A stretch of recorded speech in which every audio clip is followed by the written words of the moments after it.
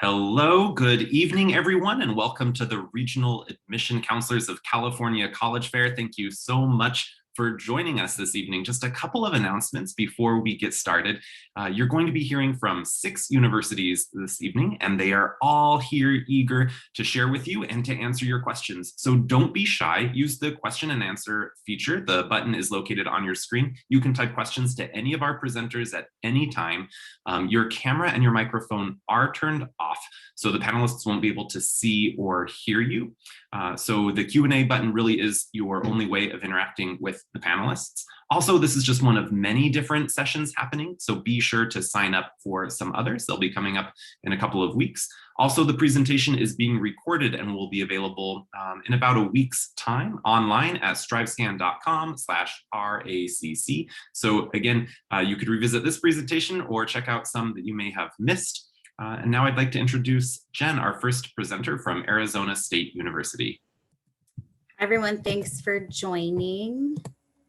You should all be able to see my screen now. My name is Jen Pelton. I am the Greater Bay Area Coordinator for Arizona State University. I also graduated from ASU and have never left. So if that's not a testament of my love for the school, I'm not quite sure what is. ASU has a great central location in the Phoenix area, which is currently the 5th largest city in the country. I would personally say Phoenix has 9 months of great weather. Some people might disagree with me, but we have a ton of outdoor activities, whether it be hiking, biking. We have spring training in March. If you prefer the great indoors, we have Broadway shows at our local campus. Theater, we have restaurant shopping, a ton to do to keep you busy while you're not in class. We are one university spread across 4 separate campuses in the Valley. They all have their own unique feeling and different sizes. You'll see pictures of all of them right here. We have 2 small suburban campuses at Polytechnic and West Campus. We have 1 medium-sized campus in downtown Phoenix, and then our extra large campus is in Tempe. So when you combine all 4 of these campuses, we are currently the largest public university based off of enrollment, but not by any one campus. They're all self-sustaining, which means students take all of their classes at the campus that their major is housed at. They all have residence halls, they all have dining halls, fitness complexes, etc. Students do have the choice to travel between campuses if they want to, but it is not a requirement to move around if you don't want to. You are guaranteed to complete all of your classes within 4 years from that one campus. I would say this is what makes ASU the most unique. You can be at a small campus of 5,000 students with a small liberal arts feel, but still have all the resources that come with attending a large public university. So the faculty, research opportunities, facilities, but also with that big school spirit that comes with being at a Pac-12 school.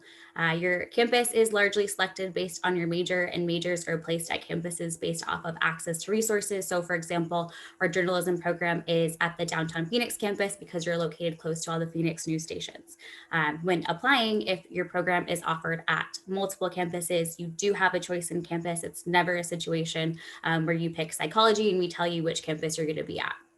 We have 16 different academic colleges, which house over 350 different degree programs. So a lot to choose from spread across these 4 campuses.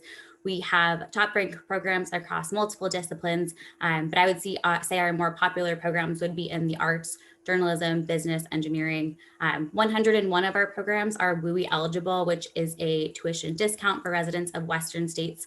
If you're not familiar with WUI, please feel free to ask questions in the Q&A and I can get to those later. But in general for ASU, if you select one of those programs and you meet a 3.0 GPA requirement, your tuition is automatically brought down to 1.5 times in-state tuition, which is a pretty significant savings. We place a large emphasis on community since we are a larger school and finding that community within our larger campuses. So we do say you can take a big school and make it smaller, but you can't take a small school and make it bigger. So that just means there's a little bit of everything for everyone. So one way to find that community is through our Honors College, Barrett the Honors College. You can apply to Barrett separately from any of our majors on any of our campuses. So it essentially sits on top of whatever you want to study. We call it an umbrella school. Outside of that, though, we do have over 1,000 clubs and organizations, of course. We have identity coalitions, intramural sports, club sports for Division I. We have Greek life. So there really is a little something for everyone, just depending on what you're looking for. So how do you become a Sun Devil? By applying. So you can apply through the Coalition app, the Common app. We do have our ASU application. We don't carry weight for any one specific application, and we don't review essays or letters of recommendation, even if submitted. We are test score optional for admission. The hardest part of the application is truly self-reporting your grades if you choose to take that route, but we do also accept transcripts. We do use rolling admission, so we are still admitting students for fall 2021 if you're currently a senior, but our application does open July 1st of every year for that following fall. So we're opening July 1st for fall 2022, and then we start to admit students in August. So it can be a fast turnaround time. We are often the first school students hear from when being admitted.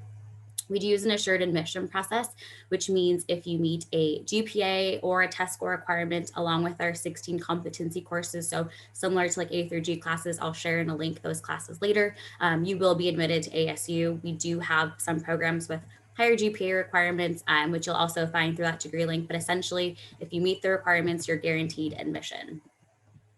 We offer automatic merit-based scholarships for first-year students, which currently range from $5,500 to $15,500 per year, and they are renewable for 4 years, which is great. These are currently based off of GPA and then either a test score or the completion of those 16 competency classes, since we know not everyone can test this year. That may change in the future, so if you're a freshman, sophomore, junior, I would say just keep tabs on merit scholarship eligibility. You may need to take a test for a merit scholarship. Then in addition to that, we also have a scholarship portal with hundreds of different scholarships you can apply to for ASU. If any of this sounds even remotely interesting to you, I would definitely recommend checking out our visit website. We have a handful of different live hosted experiences. So if you want just a general ASU presentation virtually, if you want to hear from a specific academic college, so if you know you're really interested in engineering or business or arts, or the honors college has their own sessions. We also have financial aid sessions. We have cost of attendance sessions, but we're also offering in-person walking tours at this time if you are in Arizona and would like to come visit campus, or we do self-guided tours on campus as well. That's it for me. This is my email address, which I will also share. If you'd like to set up a phone call or a Zoom appointment, you can do that through my Calendly page, but I will pass it off to Sarah. Thank you so much, Jen. Now, Sarah from Sacred Heart University. Thanks, everyone. Good evening. My name is Sarah Koloski. I'm the Regional Director of Admissions for Sacred Heart University. I'm based in Denver, Colorado. So if you have any questions down the line, I will be your direct point of contact. Sacred Heart is a mid-sized Catholic university. We're located in Fairfield, Connecticut. We're just an hour and a half outside of New York City and about 2.5 hours to Boston. I would say Fairfield is the last commuter setting for families that do work in the city, so you get this really nice balance, but we are in this quintessential New England college town. We get the 4 seasons, we're right by the water, so there's a lot of different things that students can get involved in the general area. We're sort of a hybrid of liberal arts meets career education, which means that students do have the flexibility to come in undecided. Most do come in undecided, but if you kind of are on a general path that you're kind of sure that you know what you want to study, or in terms of like undergraduate and graduate programming, we do have 60 undergraduate programs to choose from, of which 40 have an accelerated or combined graduate opportunity. We do see about 40% of our student body come back and take advantage of this, as they do get priority consideration in the graduate school application process. Pending their academic success, they could qualify for things like assistantships. We were recognized by Forbes for most valued college, really at recognizing that return on investment. Some of our most popular majors include direct entry nursing, anything in the health professions, doctorate of physical therapy, occupational therapy, athletic training, but then business, psych, and criminal justice are kind of in our top 5. Yes, we are a Catholic institution, but we became independent from the church early after our founding. We wanted to have that autonomy with our curriculum, and it's why it's kind of a testament to the growth that we have up till this day. There are no religious requirements. You do not have to be Catholic to attend Sacred Heart, but it is all to the discretion of the student. Every religious activity is optional, but we do have this One Heart, Many Faiths initiative on our campus. Our campus ministry is actually run by a priest, rabbi, and imam, really understanding that there is intersectionality across various religions and wanting to educate students as such. Our curriculum is very inquiry-based. What does it mean to be human? How should we live together? How are we going to emphasize this global citizenship? So I would say the big takeaway from our commitment to the faith is our commitment to community service. Of all the clubs and activities that we do have on campus, Habitat for Humanity is our largest student club. And there's a lot of scholarship opportunities for that, particularly for rising freshmen. As I mentioned, we're really in a pivotal growth phase right now. We're one of the top 10 fastest growing Catholic universities in the country. We have expanded in our academic resourcing. We've had high success rates across the board for students who want to go on to any sort of higher learning, or they go right into the job field. Of the last 5 years, we've had a 99% job placement rate for students graduating within 6 months to a year of their graduation date. We also are top 20 in the country for performing arts, community service, as I mentioned before, as well as game design. So really, again, broadening our scope within different programs. So as you can see here, this is kind of a highlight of the last 3 years. But in the last 7 years, we've had 14 new buildings introduced to campus. So more dormitories, more academic offerings for our students. The most recent update, which is not on here, but hot off the press, is we are breaking ground on our ice hockey arena to further growth in all of our ice hockey programs and figure skating club. So that will be set to complete in 2023. One of the big things I do want to highlight is our acquisition of GE's former headquarters. It's a top middle photo. So all my undecided engineers, you have the opportunity to work with an 11,000 square foot makerspace, game design labs, AI labs, drone labs, really anything that's been brand new, built brand new in the last 2 years. So even working in some facilities, even newer than what you might work in professionally down the line. The bottom right corner of that photo is a hotel, and that is going to be fully renovated for our hospitality and resort management program and completely student run. So giving those students those hands-on experiences. And finally, I just want to go over the application process with you. We are very straightforward. It's the common application. We just ask for a transcript and letter of recommendation. You can see sort of our average ranges for our general university application as well as our College of Nursing. The only thing I do want to stress is our deadline. If you are thinking about nursing in your senior year of high school, you must apply to the College of Nursing by December 15th for consideration. We are test optional for all of our programs. We have been test optional. We will continue to be test optional for all of our majors. You can see the ranges on the slide here, but if you don't want to send your scores, I would highly encourage you to get in touch with me for an interview if you're interested, or if you have the opportunity to visit campus or attend any of our virtual events. All students are automatically considered for merit aid in the process. We do a full holistic review and can offer merit scholarship on a need blind basis. We are open for limited in-person visits. We will continue to kind of keep that structure through the summer.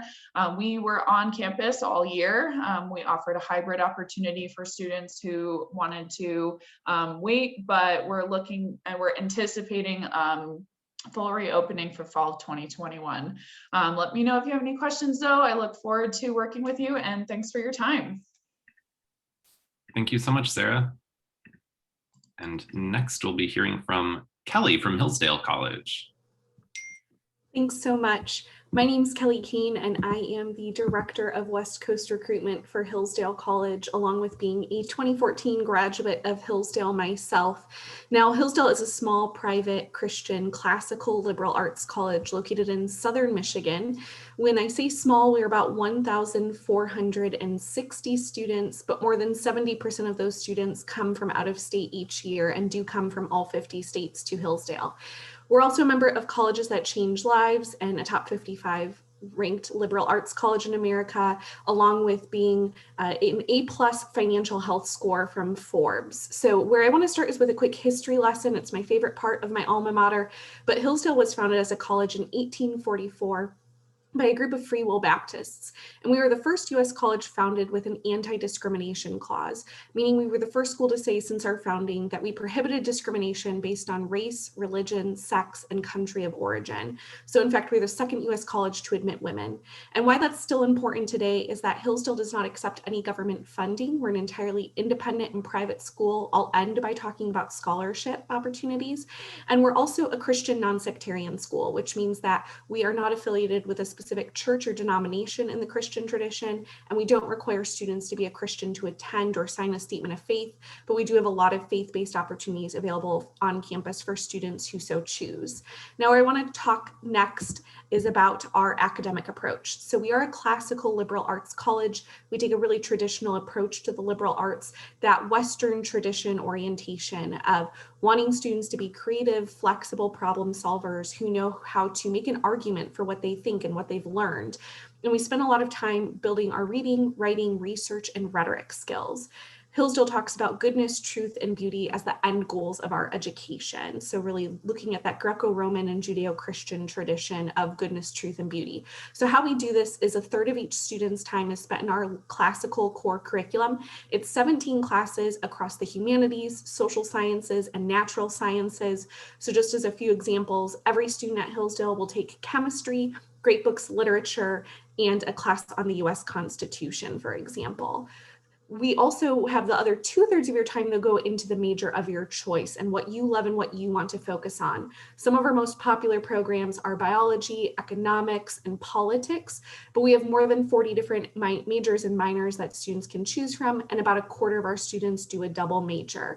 You have until the end of your sophomore year to decide what you want to study because of that core. So I would say about 50% of our students totally change their mind once they start taking their core classes and explore something new at Hillsdale. We also have advising opportunities for pre-med, pre-law, pre-engineering, and pre-vet medicine. The average class size at Hillsdale is only 15, and we have a 9-to-1 student faculty ratio. So we really do value those small classroom experiences with your professors. Research opportunities include our 685-acre biology field research station, a genetics research lab, as well as a human cadaver lab on campus. We also offer study abroad and a Washington, D.C. internship semester.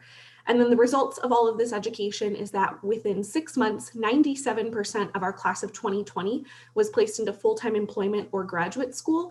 And more than 92% of them said that that first job directly related to their major and what their long-term career goals were after Hillsdale.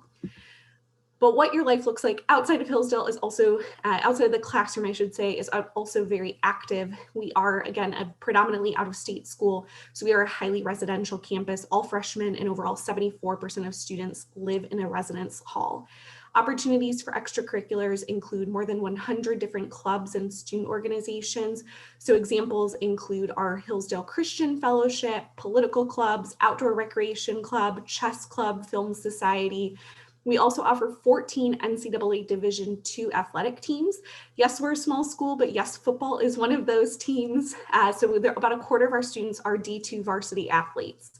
20% of our students get involved in Greek life, so there is an active fraternity and sorority scene at Hillsdale. We also see about 40% of students get involved in the performing arts in some capacity, so a lot of theater, music, and dance opportunities as well. 2 other things we're known for: we have a top 5 ranked college newspaper in America and a top 5 ranked volunteerism program. So the average Hillsdale student volunteers more than 70 hours each school year. It's not a requirement for our students. It just really shows, I think, the heart and the culture of campus. And again, while the college is Christian, we don't require our students to sign a statement of faith. Instead, we ask all students to sign an honor code. It's 2 sentences long, and it challenges you to be honest, dutiful, respectful, and self-governing. And so it really makes campus a very safe and trusting place. You could walk through the library at any time and find about 20 different laptops laying around and 20 different wallets laying there with their backpacks open. It's a really trusting campus, but it's also a place where, because of that liberal arts education and because of that commitment through the honor code, we really want students to participate in civil discourse and class discussions. So learning to ask one another questions like how and why is a really big part of Hillsdale. Now, when it comes to the application process, we do participate in the Common App, so that's how most students will apply. There's also an application at hillsdale.edu.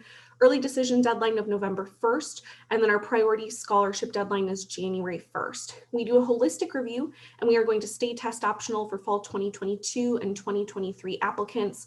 Admissions interviews are strongly encouraged. We offer merit, talent, and need-based scholarships to students, and more than 97% of students receive a gift scholarship, meaning something they never have to repay. The average aid package to students is more than $22,000 per year right now, and we saw 2/3 of our class of 2020 graduate debt-free. So I hope this quick overview helped paint a clear picture of Hillsdale for you, and I look forward to answering your questions. Thanks so much. Thanks so much, Kelly.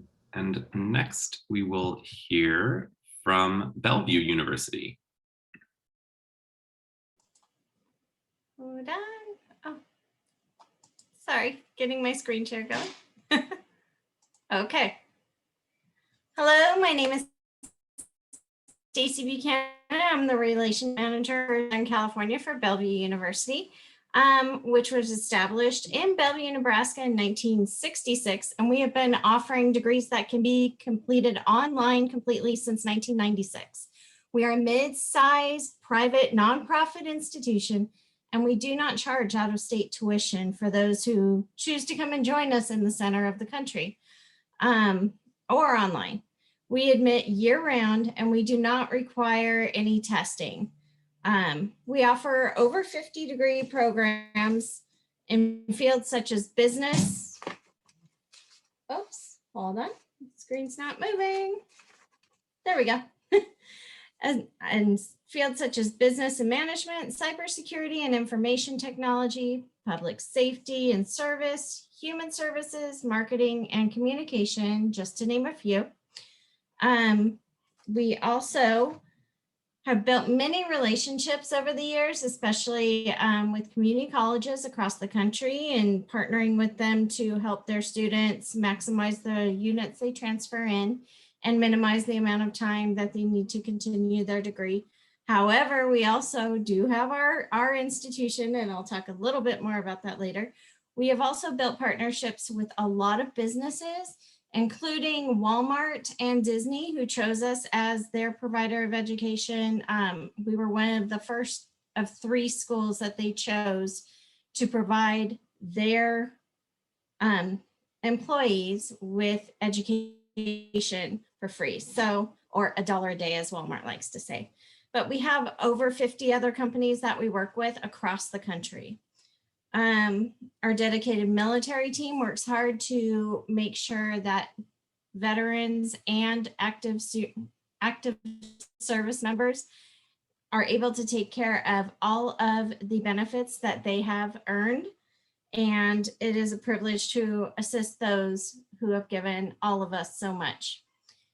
Then on our actual campus, we do have plenty of activities for you to join in or watch, including basketball, baseball, golf, soccer, and softball. We even have an esports team for you gamers.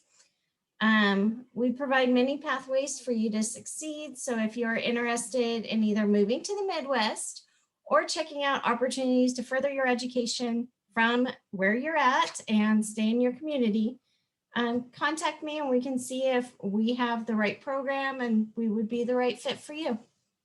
Thank you. Thank you so much, Stacy. And next we'll be hearing from St. John's College.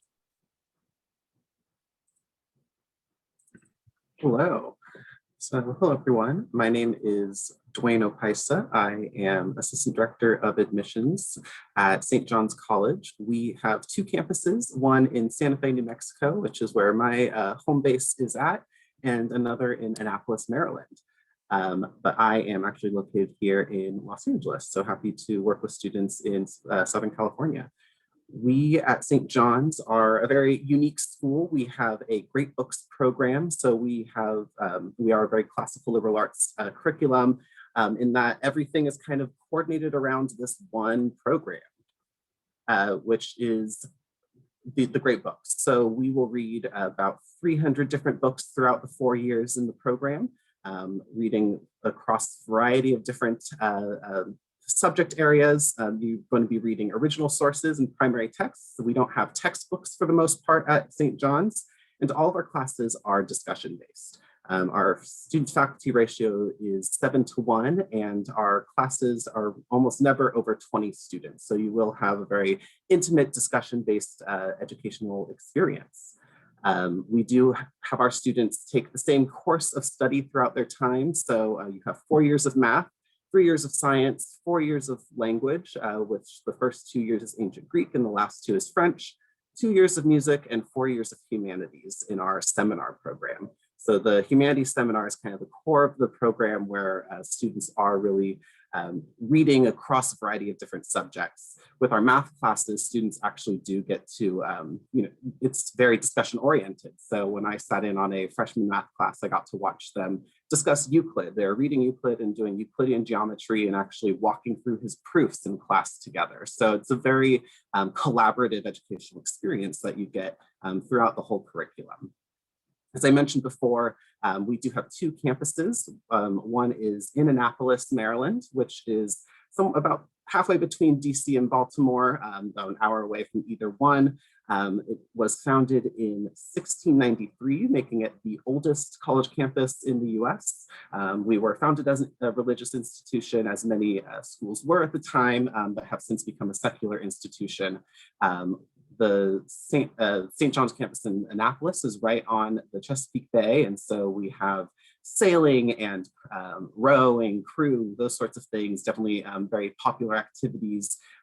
There's a croquet match that we have every year with the Naval Academy, which is right across the way in Annapolis. So great opportunity to kind of get those experiences outside the classroom. In Santa Fe, we are based at the south end of the Rocky Mountains and over 7,000 feet of elevation. So it is a high altitude town that we are in. Our campus in Santa Fe is just outside of this town, nestled in the hills there. In Santa Fe, it's a huge art city, lots of hiking, climbing, skiing that students can get into. So a lot of different opportunities to kind of explore the culture off campus. So in our classes, as I mentioned, we are not reading textbooks. You're going to actually be reading kind of the foundational texts that support what we know today and what we do the foundation of knowledge in Western culture. And so this is something where you will be starting in the seminar, you start reading kind of ancient Greek texts and those sorts of things, moving forward through the Enlightenment period into reading about kind of the foundation of America. So we have a great opportunity in political theory, those sorts of things. A lot of our students do, both of our campuses are in state capitals, so a lot of students have an interest in politics and law, so opportunities to get involved with internships in local and state politics. In Annapolis, we're not too far away from Washington, DC, and so we also see some students who get involved with internships at the national political level. Looking at some of the kind of outcomes of our students, 72% of our students last year had a job 6 months out of after graduation, and these are the areas that our students tend to be going into. Largest number of them are going into education and library sciences. We also do see a lot of students going into law and government, and a lot of students who ultimately pursue graduate degrees. We have probably one of the highest proportions of students who end up going into pursue PhDs. So it's something that we try to make sure that our students have a great preparation for any sort of path that they choose to take after St. John's. So a little bit about our tuition, financial aid. We've reduced our tuition to $35,000. So that is the base tuition cost that we charge, and that has been in place since 2019. And so that is something that we are planning to hold for the coming years. Total cost of attendance with room and board is about $50,000, but about 70% of our students receive some form of financial aid. We do offer merit-based scholarships for students, and those do not require SAT or ACT scores. We are a totally test optional school and have been for the last 40 years. So it's not something that is required for those merit scholarships. We also do offer need-based scholarships, and for domestic students and U.S. citizens and permanent residents, we only require the FAFSA for you to be considered for need-based aid. So some things that others have said about us: Forbes magazine has called us the most rigorous college in America. The Princeton Review ranks our professors 5th best in America, and our classroom experience is 5th best in America. And US News ranks our undergraduate education 15th best in America, and our students at 7th for studying the hardest. So that's kind of a little bit about St. John's. If you have any questions, I'm more than happy to follow up with you afterward. We also are happy to do virtual visits to help you understand our curriculum a little better. Thanks so much. Thank you so much, Dwayne. And next, we'll be hearing from the University of Cincinnati.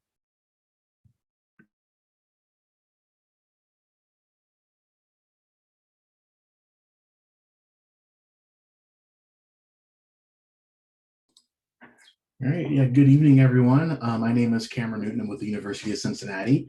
I'm one of our regional admissions coordinators. I'm actually based in Dallas, Texas, but I, of course, support students from California and other parts of the Western United States. So I'm happy to be here tonight, and thanks for joining all of us tonight on this event. So a little bit of background about UC. We are a large research university.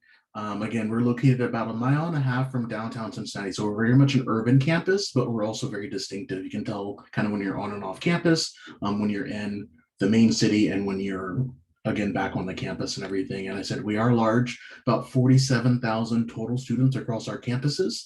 And on the main campus, about 27,000 students that are undergraduates in total. So again, a pretty large university overall. And with that, tons of things to choose from. Over 350 different academic programs across our university, 100 of those being within our College Conservatory of Music. We have a very extensive conservatory, everything from musical theater to technical theater, 100 programs alone just in that conservatory. So in a typical year, obviously, outside of COVID, we're doing about 1,000 events throughout the year in our conservatory. So it's a very active environment for that. But beyond that, one of the biggest things that we like to emphasize at UC is we're an experience-based learning university. And so what that means is that 100% of our students actually are going to be required to get experience outside of the classroom, no matter which major you're in. So if you're in the conservatory, if you're in history, or if you're in engineering, that's something that we're very passionate about as an institution. And so one of the signature programs for us is our cooperative education program. We're actually the first school in the world to invent it back in 1906, and it's grown since then so much and in so many ways across our university. And so our cooperative education for us is something where a student will be out of class for a semester, working full-time at a company in a professional setting, earning a salary relevant to their major. So you'll see that required in our engineering program, our design and architecture college, and also IT. It's also optional in business and a few other programs too. And so when you're in that co-op, you're not paying tuition for that semester. Of course, you're getting that experience and you are earning that salary. On average, our students earn just over $10,000 per semester. And when you're in that mandatory co-op program, you're actually doing 5 semesters in total. So it does extend your time to graduation, but you're not paying tuition again when you are in that co-op. And of course, by the time you finish up, you'll have about 1.5 years of full-time professional work experience completed before you've ever walked the graduation stage. And those co-ops can be done in Cincinnati, throughout the country, or international. In fact, we had about, I think last year, let me see if I can go back. Last year, we had over 1,600 employers across 30 countries and 46 states for our students. So again, it's a very robust experience for that, and want to make sure that you're getting that experience. So beyond the participation, we do have also a very extensive campus right next to us called our medical campus. So on that medical campus, we have 3 hospitals directly, including Cincinnati Children's, our Trauma One Center for the Hamilton County, and then also the Veterans Affairs Hospital. There are another 6 hospitals within walking distance. So if you're in the health professions, everything from our direct entry nursing program, medical sciences, which is a unique program under the College of Medicine for undergraduates, or allied health sciences, you have a very extensive environment to make sure that you're getting that experience on the health side of things too. And then as far as our class sizes and everything, even though we're a large university, at a 17-to-1 student to teacher ratio, and then the vast majority of our classes are under 50 students. So even though we're a large school, that doesn't necessarily mean you're going to be lost in a sea of students all the time. And of course, there are tons of resources that you would expect at a large research institution to make sure that you are getting that additional assistance and outreach from advising, tutoring, and things like that. About 21% of our students are out of state, 15% are multicultural, and then 4.5% will be international, and about 21% were first generation. So you'll see that there. It's a very diverse campus, a nice environment to be in. I'll get to the city next, and then it's again a lot of things happening on the campus too. We're Division I athletics. We're an American Athletic Conference. So we had a great season in football this past year, so we're excited about, and we're looking forward to this year. You'll see our football stadium is kind of right and towards the center of the screen, right in the middle of our campus behind the conservatory. So it's hard to talk about UC without talking about the city, of course. Cincinnati, we're a mid-sized city, about 2.5 million people in the metro area, so not too big, not too small. Tons of things to do. Tons of Fortune 500 companies that have presence in the area or headquartered in the area. Professional sports. So even though you have that robust campus environment, you have a lot of things to do in the city too. So it really is a great environment for young professionals. It's an affordable city to be in, but with a lot of those amenities you would expect at a much larger city too. And then about the admissions process, I did want to make sure I touched on that. We are on the Common App. December 1 is our general deadline for early action. That's going to include for our competitive majors, our scholarships, and also our university honors program. We are test optional for fall of 22 for the majority of our programs. There's a couple of exceptions so far. Nursing direct entry does require a test score, and also early childhood education. And then the honors program does require a test score for that consideration too. But outside of that, you'll see our scholarships and everything there. Those range anywhere from $2,000 up to a full ride, depending on your academic merit. Those are holistic. And so you just want to make sure the biggest thing is if you apply by December the 1st with a complete application, that will keep you in the running for those type of programs. So I'll put my information in the chat. Thanks so much for listening in. Thank you so much, Cameron. And that's our last presentation, but we have a bit of time left. So I would encourage you to, if you have any questions remaining, you can still submit a question in the Q&A box, so our presenters could answer that. But I'd also like to invite all of the panelists to turn their cameras back on and maybe take 30-45 seconds or so to answer this question for the audience. We're wondering what advice, as somebody who maybe evaluates applications to your college, what advice you might give to someone who's just beginning the college search process. That's why don't we start with Jen from Arizona State. Yeah, absolutely. So since this is pretty basic advice, but since ASU does have multiple campuses, my advice is to definitely always visit the campus. A lot of students look at ASU and then are considering the Western undergraduate exchange program. So then we'll just switch to a different campus. But all campuses have very different feels. So get a feel for a big campus, a small campus. But a great way to measure fit is definitely by being on a campus. Thanks, Jen. Sarah from Sacred Heart. Yeah, my advice is kind of a little bit of a quick twofold. So it's housekeeping on kind of the bookends of the college process. So to help you, I would make a brand new email specifically just for college and university communications. It'll make you feel better. Then you don't have to worry about, finding places in multiple spaces. Just make it in one email. And when you are going through the process, it's okay to let us know that you're going to withdraw. Let us know so then we can stop sending those communications on our ends. You can see this is a very human process. It's not going to be all those what you think might be automated messages are actually coming from our inboxes. So do us the service, and it'll also lessen the headache down the line. Very good advice. Thank you. Kelly from Hillsdale College. Yeah, I think as students are starting their college search and thinking about what sort of campuses they want to be looking at, I think a good way to approach it is to think about who you're hoping to be by the end of your 4 years and how you're hoping to grow during your college time. And then think about what qualities a school could have or what services they could offer you that are going to help you grow in those ways. So for example, if you are really passionate about a foreign language and you're hoping to develop fluency during your college years, then you should probably look for a campus that offers a really strong study abroad program where you can spend at least a semester, if not a full year abroad. Or likewise, if you're trying to really develop the value of empathy and service to others, then look for a school that really encourages community service, have opportunities that excite and interest you. So I think that's a good way to go about the search.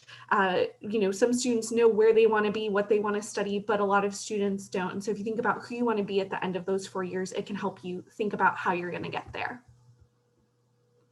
Thanks, Kelly. And now we have, who is next? Bellevue. Stacy from Bellevue, sorry. No worries. One thing that I really want to encourage, you don't have to know exactly what you want to do. The first 2 years of your college experience is to explore and find new subjects. That's where you're going to go and look at all the breadth and do those history and psychology and all those different courses and explore and find out what really calls to you. So maybe you applied and you got accepted under one major. Don't be afraid to embrace change. It happens to many people who go to college. So just make sure you make a partner with your college counselor, with your advisors, and let them help you so you don't get too far along into one subject before you go, no, I really want to do this, because then you will end up possibly incurring more costs with more time just to complete your bachelor's degree. But never hesitate to explore a possibility. Thank you, Stacy. Next is Dwayne from St. John's College. Hello. So my advice is probably more towards some of you who may be starting to write your application essays over the summer, whether it's for the Common App or a variety of supplemental essays. My advice is to read the prompt and then read the prompt again, and then write your essay, and then read the prompt and then read your essay, and then read the prompt again. Just make sure that you're actually answering the question that's asked of you. Some schools don't care as much, but some schools do. And so you definitely want to kind of make sure that you are telling us what we want to hear. Thank you. And now the University of Cincinnati, Cameron. Yeah, so I think the biggest thing is kind of gets to the logistics is, take this time over the summer, especially to reflect on your time in high school so far, and really organize what you've done, what you've been involved with, the type of leadership roles you've had, just to get it into one spot, make sure that it's all compiled, because I think it'll help you shape not only what you might want to do potentially for a major, if you're able to decide, but also just will help you organize your applications and everything, and to make sure that it goes smoothly. Because I know it's a lot of process, a lot of different applications that are out there. So having that all together, ready to go, is just something that will less of a headache as you go into the application season. Thank you so much, Cameron. And that brings us to the end of tonight's presentation. Thank you so much to our panelists for all the information you shared about your universities and for the great advice to those beginning their college search. And thank you so much to all of you who joined us, students, parents, counselors, anybody who's tuned in. We really appreciate you being here. When you close your window, there will be a link to a very quick 4-question survey. We really appreciate the feedback that you can provide us there. Also, as I mentioned at the beginning, this is one of many sessions being offered as part of this series. So come back and check it out. You can also come back and check out other sessions that have already happened that you missed, or even revisit this one at strivescan.com/RACC. Everybody have a great evening. Bye-bye.